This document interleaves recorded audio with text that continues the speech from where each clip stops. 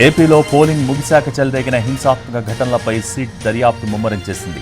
క్షేత్రస్థాయిలో పర్యటిస్తున్న సిట్ టీములు ఎక్కడెక్కడ దాడులు జరిగాయి, గొడవలకు దారితీసిన పరిస్థితులపై ఆరా తీస్తున్నాయి.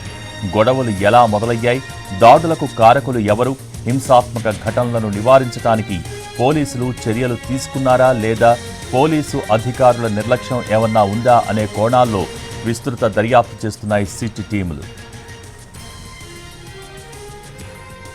ఈసీ ఆదేశాలతో ఏర్పాటైన సిట్ టీంకు వినీత్ బ్రిజ్లాల్ చీఫ్గా ఉన్నారు. సిట్ బృందంలో 13 మంది సభ్యులున్నారు.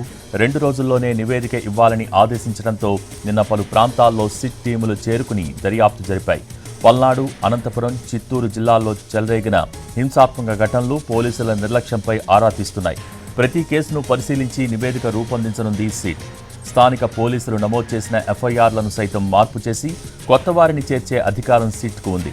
అవసరమైతే కొత్త ఎఫ్ఐఆర్ నమోదు చేయాలని ఈసీ ఆదేశించడంతో ఆ దిశగా సిట్ యాక్షన్ తీసుకోబోతోంది. ఎఫ్ఐఆర్లలో అదనపు సెక్షన్లు పెట్టడంపై కూడా నిర్ణయం తీసుకుని సిఈసికి రిపోర్ట్ ఇవ్వనుంది సిట్.